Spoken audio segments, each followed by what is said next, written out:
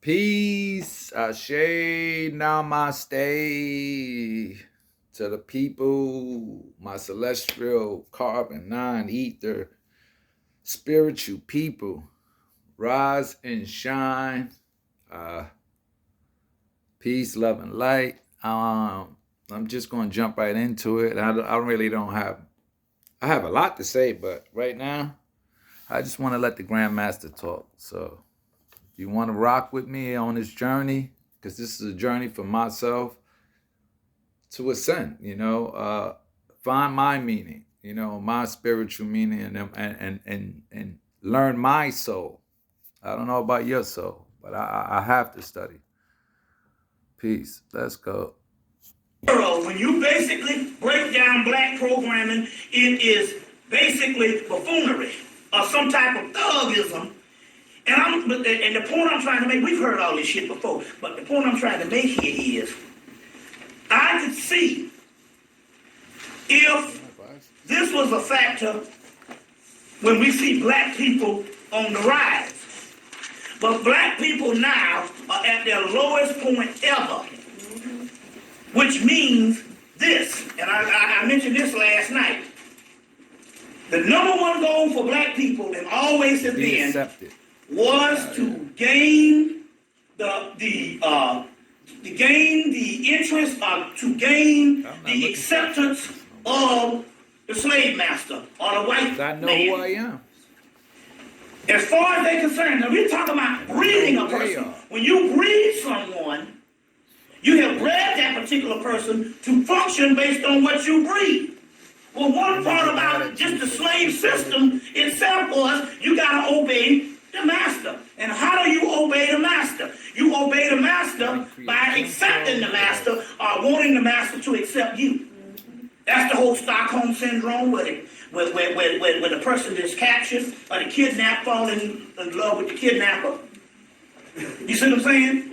But the concept here in the breeding here is, if you take a person and beat that person, and when you beat that person will rebel against you, and then when you break its spirit, once you break the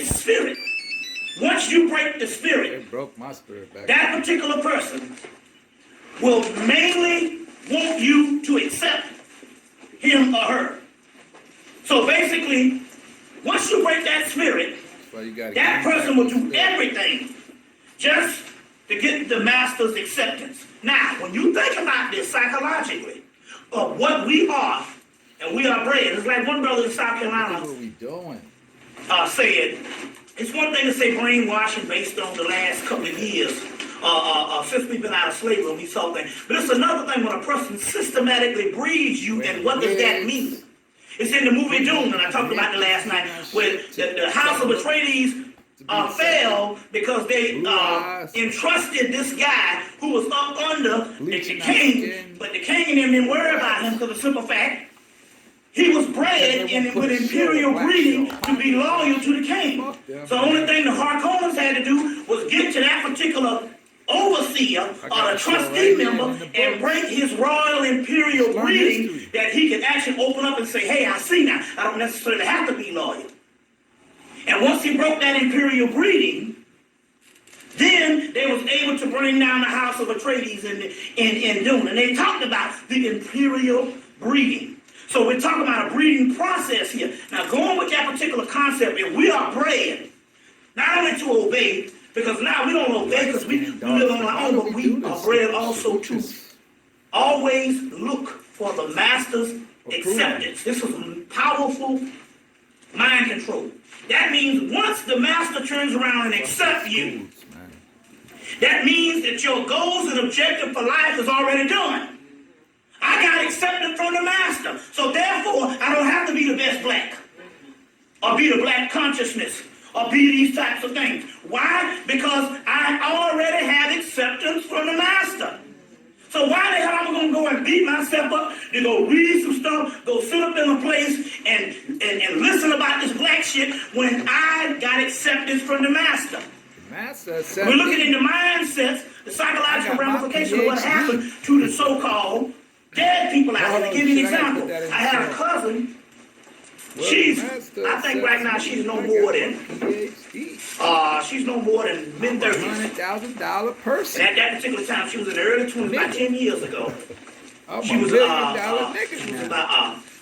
she was in her early 20s, so she's like early 30s or something now. And it was around this time, I had just started speaking. I don't like being around those And we went home and we was talking about this black consciousness.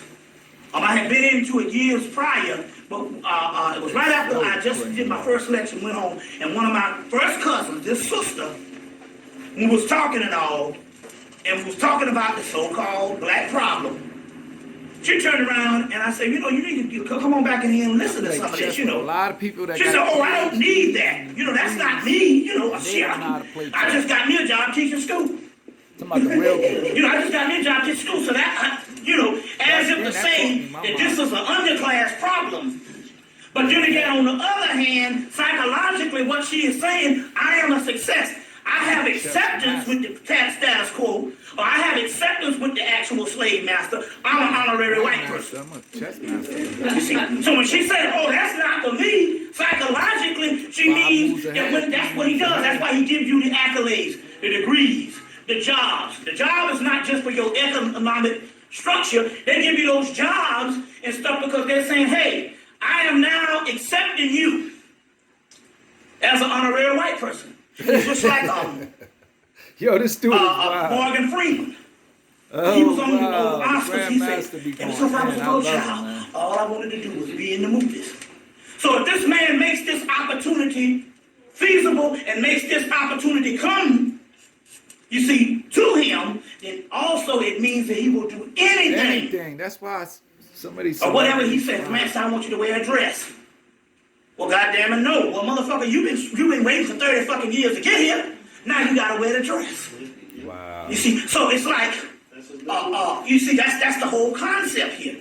You see, the honorary, this is a syndrome. So therefore, if, going back to this, if the white man has given black people in America, we got a lot of honorary. His acceptance or the illusion. I ain't even gonna name all y'all names. Therefore, these particular people what's that Instagram? Don't feel it necessary or obligation to better themselves in trying to become more African, more ancient, or whatever you want to call it. They more aware. Because they've already got what they were bred to do 300 years ago, 200 years ago. Was not only, at first it was to obey the master, but now that the master's not around, remember, they still, when they broke that particular person, that person was bred to accept the master. But also, it was bred to appreciate the master's acceptance. You see, now, going back to this particular science, because so what I'm trying to line up, here is, why is it, after they got basically 99.9% of all black people accept the white man, and they love the white man acceptance, end of story, we got people that don't want to do shit. Basically, the whole struggle aspect is dead. Wow. The white man is looking, he says, I have defeated these Negroes. Yeah. Why does he continue to vilify these people and destroy these people's image as far as like us on the silver screen, on the TV set? Aspect of us. I mean, they've already been defeated. And that goes to set up I want to get out the hood. The question of the number one thing now that we can say also at this particular point on why we catch a lot of hell. They seem like to me they come right back to We've always said, well, we know that white people are jealous of us. Talent. You see what I'm saying? We know that white people are jealous of us. But the black people that we see around here ain't nothing to be jealous of now. Because the simple fact, all the great attributes that we had, hell, we have squandered away. You go on the damn job. I know damn well they're not talking about those black people, because those black people, the upper vote, the only thing they do is grin in white people's face. White. You know what I'm saying? And laugh at all white people jokes. And scratch when they ain't itching. And smile when it's not appropriate to smile. You see? And always nice. Why do you feel that? You know, so the human emotion of being fucked up, that's no more. They got to always be nice when it comes to them. So that's not even humanly impossible. That's like the goddamn Brady Bunch. Like my mama said, I don't like the Brady Bunch. You see them goddamn parents was always nice. Motherfuckers don't ever argue. Damn, You know, I can't get I'm no just trying more to of say that. that's artificial. But this is But wait, hold on. Negroes will have a bad day, but they'll be.